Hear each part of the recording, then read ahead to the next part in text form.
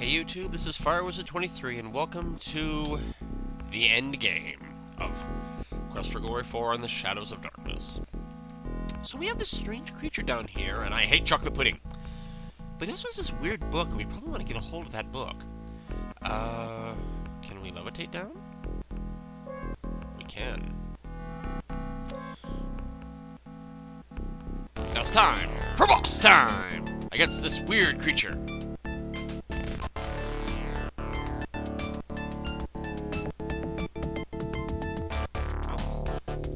Zapping us. Unfortunately, I never activated any of my defensive spells. Frostbite? Okay, Frostbite works.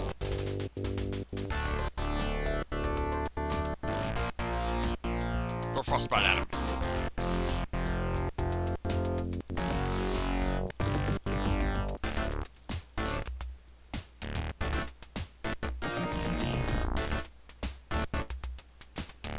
Throw the Frostbite at him. Blast him. This is not going well.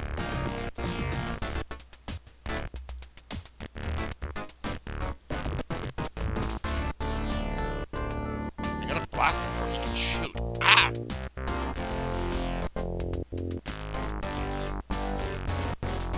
This is not going well for you. No! No! Okay, so clearly in a close combat, I'm not going to win against this creature. Let's do the safer wizarding thing. Why don't we just get the book, like so? The horror strikes out long before your spell can reach the book. You don't have a chance of taking it as long as the creature is alive, awake, and active. So as long as it's alive, huh? Let's summon our magical staff. Oh, no. Let's get our lightning ball spell. You think to yourself, how does 4 million volts feel, dude? Let's just totally cheat this out and just blast him.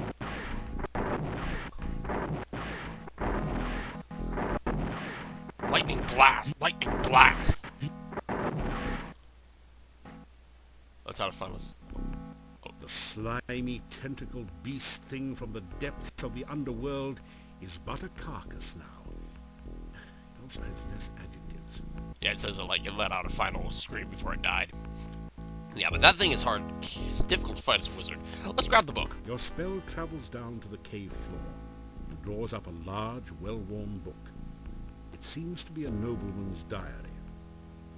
You pick up the book and read it. It is the diary of the last boyar. It seems that the thing in the pit was the last boyar. Oh. Being a servant of the Dark One didn't do much for his looks or disposition. On the last page is the thing you have been searching for. The Ritual of Essence. Now you have all the rituals, and the summoning of the Dark One can begin. Well, technically... The book crumbles into dust in your hands moments after you memorize the final ritual. Actually, we don't have all the rituals. Katrina still technically has the last one anyway. Now, this is kind of weird, but we technically have to cross hand over... we technically have to cross hand over hand here, which doesn't make any sense in the continuity of the game, but whatever. Let's get into the main room again. And we will notice that one of the holes is gyrating. Let's go. And here's where we started the game. Can you guess which ritual I probably have to do in this room? Okay, well this is where we got our torch. But as we find out, it's not going to work unless we have them both lit. And we have to replace our torch into the holder to make this work. You light the torch in the sconce with the one you are carrying. Okay, let's put this torch back. You put the torch back in the sconce. And this is where the final use of the Dark One sign, we have to push it into this piece. Press the Dark One sign against the top of the altar. The sand swirls and shifts to form a mirror image of the sign. The Dark One sign dissolves into the sand. Its purpose fulfilled at last.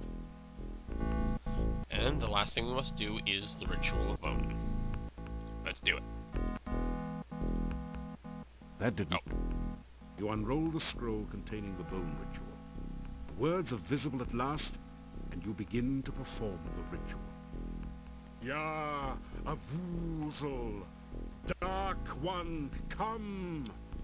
I stand among your massive bones. Let your skeleton once more be filled with your presence. The rocks of the cave creak and groan around you, as if forced to bear some massive weight. Ya, Avuzel, take shape once more in this place that is your home. Stand again among us. The bones near the altar start to sway and move, as if a massive wind was blowing change through the cavern.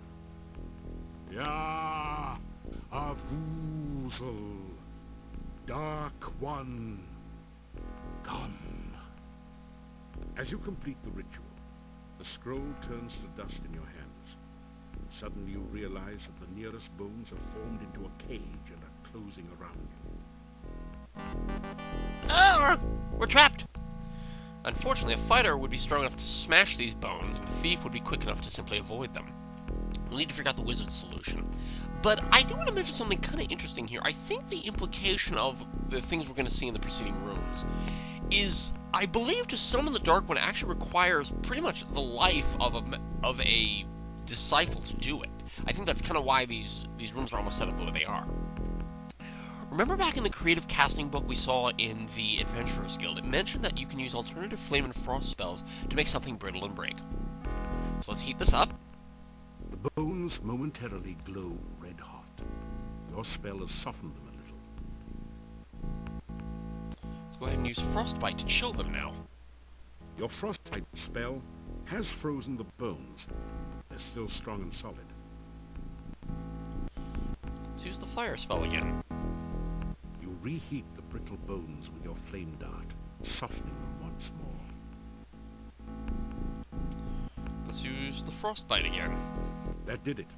The brittle bones cannot take any more of your onslaught of spells. They crack and fall to the ground. I seem to remember when I played this game when I was younger that you did that, like flame, frost, and then used a force spell to smash it open. But, oh well. Alright, so we have completed that. Oh, wait a minute, we want to take the torch again. We're going to need some light. We don't need to keep it here, we'll just grab it. You take the torch. Yeah, let's take the torch with us, because otherwise we're not going to be... I don't think we can complete this. Gotta have some kind of light. Let's get out of here. You force the sphincter open with your dagger. And another one is open.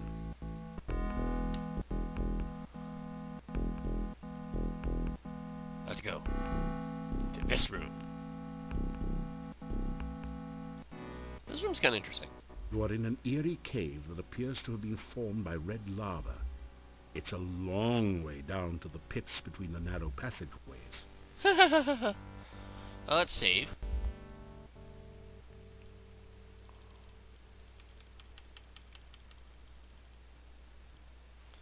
As Blood Cave. Yep, this is the cave where we gotta do blood. We gotta get to that altar over there, so let's walk down here. It's very possible I will die in this room, because I'm actually not sure how the wizard is supposed to evade the major problems of this room once the whole ritual is complete.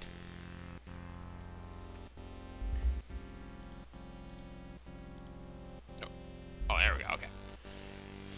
Here up here we may begin the blood ritual, which simply requires reading the scroll. And there's something we're going to have to do, but it's never stated. Let's do it. At least beforehand it's not stated. You unroll the scroll containing the blood ritual. Words are visible at last, and you begin to perform. Before anyone asks, you can't use the wrong ritual. Ya, Avuzel, bringer of blood, I bring fresh blood to fill your veins. Following the scroll's instructions, you prick your finger and let a few drops of blood drip into the altar bowl. They seem to sizzle and roil within the black bowl. Ya, Avuzel, let this chamber fill with your fiery blood once more. Drops of thick acid liquid begin to form and drip from the altar into the bowl. Ya, Avuzel, bringer of blood. The dark liquid oozes forth from openings throughout the chamber and begins to fill the channels below. The blood hisses and sizzles as it flows. The The scroll falls from your hands into the altar bowl, where it is instantly consumed by the acid.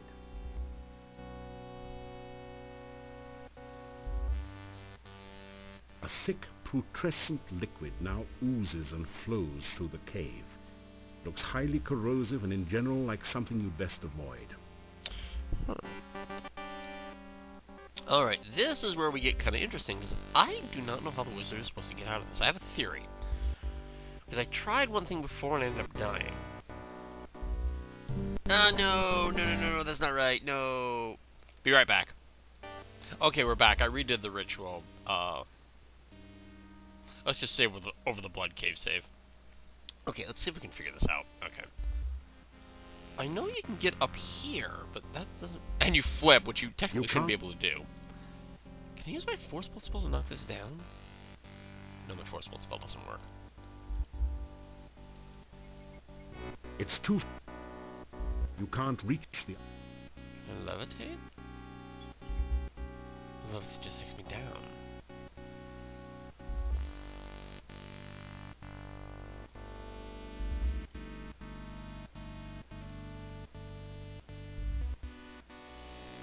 I mean, I clearly need to block myself from the acid somehow, but how does he do it?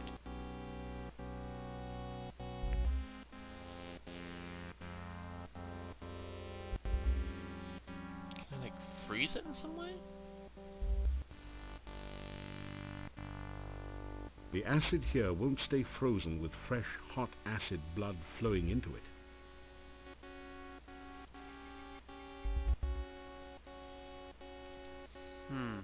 The acid here... Yeah, so I do have to block it. Can I fetch the rock and move it? You're not in a very good position. Like, I've got to, like, knock it over. The glide spell only... It's on liquid. I'm on liquid! I should technically be able to glide on it. Yeah, that's the problem. I've got to stop it from flowing. It suggests that I can freeze it, but I've got to stop it from flowing. Can I use the force bolt spell on this? Alter damage it, maybe?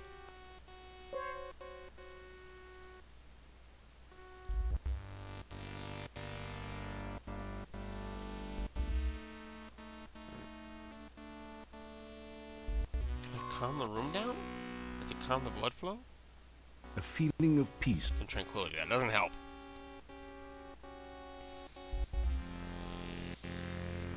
Let's get up here, because I can at least do that. It's something to do with that rock. I've got to block it. That's what a fighter or a thief would do. You can't... Budget. Could I use oil to loosen it? That didn't... I can't... I don't think the solution is overly difficult. Can I blast it? You see, the force bolt isn't working. I can't move it. Oh, detect magic. Yeah, what if there's magic around here? This entire cave is suffused with dark, eldritch magic. It seems to be entirely formed of water, or blood magic. The strongest enchantment surrounds the stone head on the right side. Okay, one sec. I'll be right back, folks. I'm going to figure out how I have to get out of this room. One moment. Okay, I feel stupid. The solution's actually pretty easy. I need to cast Frostbite on this. Your spell has temporarily stopped the flow of acid here. There we go. Down, okay.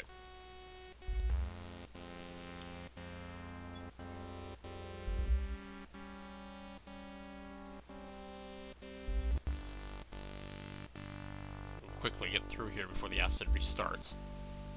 Okay. The acid here... Okay, whew! Okay. Like, I knew that was a fairly simple solution, especially when it was actually telling me something about the Frostbite spell. Okay, let's get out of here. So that's 2 rituals down, 4 to go at this point. Oh, wait, is that the hole? Is that the cave entrance? Yeah, that's the cave entrance, okay. There's the next sphincter waiting for us, so see you next time where we continue the rituals. Take care and bye-bye for now.